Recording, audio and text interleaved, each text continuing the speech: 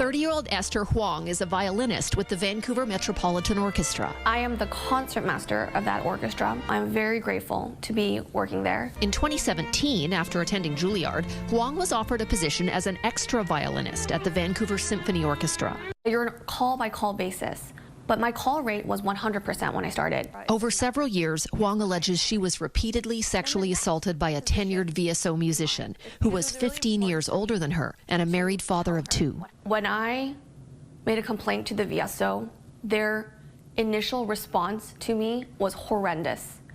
The letter was full of victim shaming. It was despicable. Huang eventually agreed to a settlement. Her alleged perpetrator would be fired by the VSO, but she had to sign a non-disclosure agreement. That was the option they gave me. I was under a lot of psychological stress, financial pressure.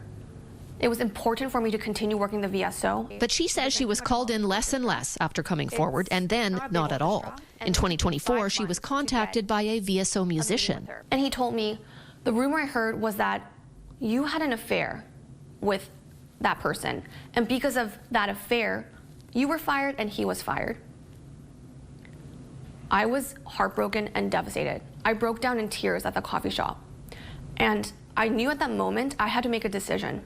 Am I going to break my NDA? Huang contacted the president of the VSO, asking for permission to break her NDA to defend herself. About a month after, she emailed me saying, "You were never blocked from auditioning. And there are no rumors about you. And we will not release you from the NDA." The VSO did hire an outside firm to look into the allegations. She submitted a report to the VSO, agreeing with them that there was no retaliation at all. In mid-December, Huang told her story to a national newspaper. The very next day, the VSO sent me a cease and desist, threatening to sue me because I breached my NDA. In an email to CTV News, the VSO said from the outset it has treated Huang's allegations with the utmost seriousness.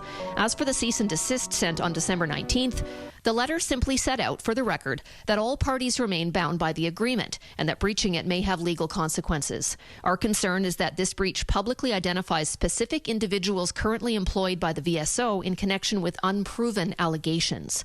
Huang wants the VSO to confirm publicly that it won't pursue legal action against her. And then the other thing is to publicly commit that they will never do this again to a future victim. The VSO's statement said, "We of course appreciate that perspectives on the use of NDA and the law around them are evolving. Should allegations like these ones be brought forward in the future, the VSO would apply a modern lens to them and follow current best practices and legal requirements, as we always have." I'm happy to speak out about this because there is currently a movement to ban NDAs. While the alleged assaults and the aftermath have been traumatizing, Huang's love of music hasn't waned. VSO has never taken away that from me. Shannon Patterson, CTV News, Vancouver.